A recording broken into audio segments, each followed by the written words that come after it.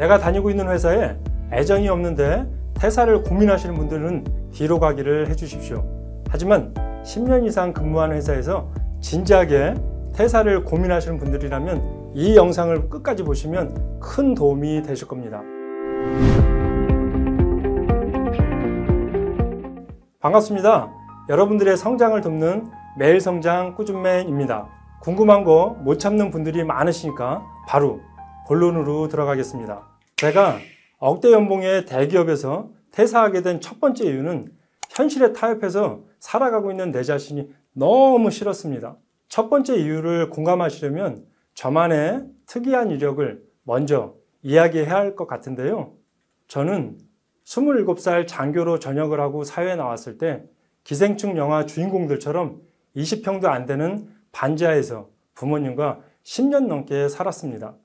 반지하 집은 매년 장마철이나 집중호우 때만 되면 하수구가 역류해서 많게는 가슴 높이까지, 적게는 발목까지 침수가 되었습니다. 그런데도 10년 넘게 이사를 할 수가 없었습니다. 그 이유는 반지하 전세가 1,300만 원이었거든요. 그 돈으로는 성인 4명이 지상으로 올라갈 수가 없었습니다. 저는 사춘기 때부터 줄곧 곰팡이 냄새에 절여져 있는 반지하에서 벗어나고 싶었습니다. 돈을 많이 벌고 싶었습니다. 그리고 이 지긋지긋한 반지하에서 탈출하고 싶었습니다. 저는 대학 시절 4년 내내 평일 저녁에는 패스트푸드점과 주점 아르바이트를 하고 주말에는 이삿짐 아르바이트를 했습니다. 또 여름방학과 겨울방학에는 막노동 현장에 벽돌을 나르는 일을 했습니다. 벽돌을 나르는 일은 막노동 잡부보다 10,000원을 더 줬거든요. 그리고 군대도 군 복무 기간 동안 월급을 받을 수 있는 ROTC 장교를 선택했습니다. 더 운이 좋았던 건 같이 인간한 동기 장교들 4,000명 중에서 147명이 특전사에 선발이 되었고, 특전사에 선발된 147명 중에서 저는 또 특수전사령부 707 특수임무대대에 선발이 되었습니다. 저는 같은 특전사 동기들보다 생명수당을 무려 4배나 더 받으면서 군생활을 했습니다. 그렇게 전역을 했을 당시에 아버님은 영업용 택시를 하고 계셨습니다. 저는 아버님께 개인 택시를 사드리고 싶었습니다. 그래서 장교로 군생활을 하면서 모은 돈과 707에서 받은 생명수당을 합해서 개인 택시를 사는데 전부 보탰습니다. 그리고 대기업 정규직 공채를 포기하고 더 많은 연봉을 받기 위해 영업직부터 시작했습니다.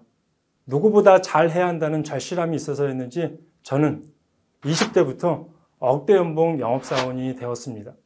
매니저 지점장 때도 여러 차례 전국 1등을 하며 많게는 3억 이상의 연봉을 받았습니다. 그러다 15년 차에 연봉 1억 정규직으로 신분이 바뀌게 됩니다. 14년을 성과급제 연봉제로 생활해 오다가 성과에 무관하게 고정급 연봉제로 바뀐 겁니다. 영업을 시작하고 3년 만에 지하에서 탈출해서 부모님 명의의 집을 장만해 드릴 수 있었고, 저도 용산에 한강이 내려다 보이는 아파트 한 채와 주상복합 아파트 한 채를 더 가지게 되었습니다. 이때가 제 나이 41세였습니다. 부모님도 지하에서 탈출시켜 드릴 수 있었고, 저도 용산에 아파트를 2채 소유하고 있는 상태였고, 이 상태로는 억대 연봉의 정규직으로 정년까지 가도 나쁘지 않겠다는 달콤한 유혹이 들었습니다. 40대 중반, 50대에 접어든 선배님들은 대학 등록금까지 실비로 나오니까 아이들 대학 졸업할 때까지 무조건 버텨야 한다는 말을 정말 주술처럼 했습니다. 성과급제 야생에서 살아오다가 처음 1년간은 안전한 정규직의 동물원에서 사는 기분도 그닥 나쁘지 않았습니다. 그래도 그냥저냥 주어진 현실에 맞춰 열심히는 살아가고 있었습니다. 하지만 언제부터인가 심장이 뛰지 않았습니다. 아이들에게는 꿈을 가져야 한다고 이야기하면서 나는 언제부터인가 꿈도 없어지고 주어진 현실에 맞춰 합리화하는 데 익숙해졌습니다.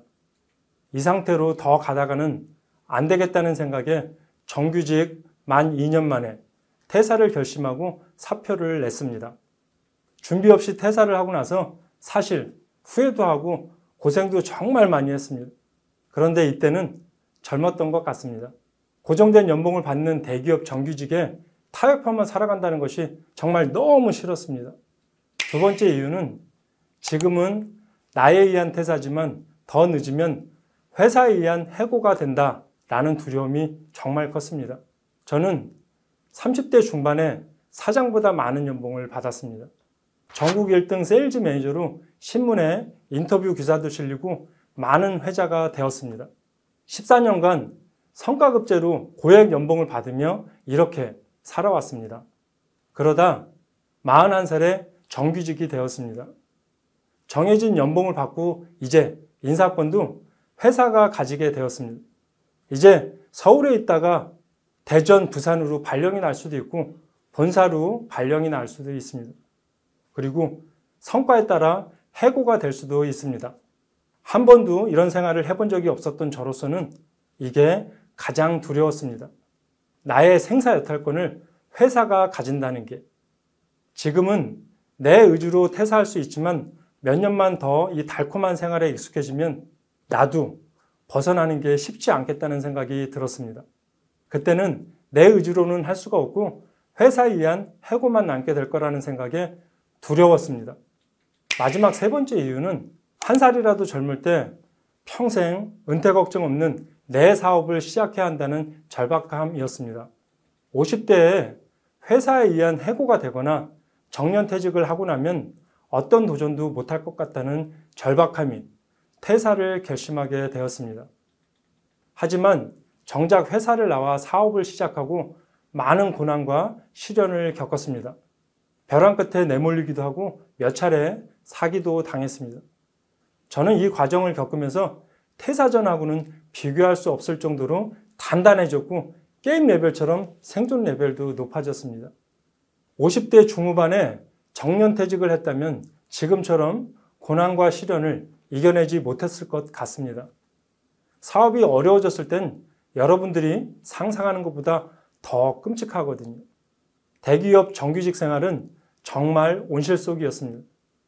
나름 야생에서 살아왔다고 자부했는데 영업과 사업을 비교해보면 내 자금이 들어가지 않은 영업은 사업에 비하면 아이들 장난이었습니다. 지나고 보면 한 살이라도 젊을 때 시작해서 정말 다행이라는 생각이 듭니다. 오늘 제 이야기를 듣고 준비 없이 섣부른 퇴사를 하시는 분이 없었으면 합니다. 오늘 내용을 다시 정리해보면 내가 억대 연봉의 대기업에서 퇴사하게 된 첫 번째 이유는 현실에 타협해서 살아가고 있는 내 자신이 너무 싫었다. 두 번째 이유는 지금은 나에 의한 퇴사지만 더 늦으면 회사에 의한 해고가 된다라는 두려움이 컸다. 세 번째 이유는 한 살이라도 젊을 때 평생 은퇴 걱정 없는 내 사업을 시작해야 한다는 절박함 때문이었다. 퇴사는 개인의 상황이 다 달라서 퇴사가 맞다, 퇴사는 안 된다 라고 단정할 수는 없습니다. 하지만 한 가지 분명한 사실은 누구도 퇴사에서 자유로울 수 없다라는 겁니다. 퇴근 후 넷플릭스에 빠져 살지 말고 현명한 퇴사 준비를 하십시오. 매일 성장 꾸준맨 채널은 시청자들의 성장을 돕는 채널입니다. 동기부여와 꾸준한 자기 개발을 할 수 있도록 매일 성장 꾸준맨이 응원하겠습니다. 끝까지 시청해 주셔서 감사드립니다. 구독, 좋아요 잊지 마시고 다음에 더 좋은 영상으로 찾아뵙겠습니다.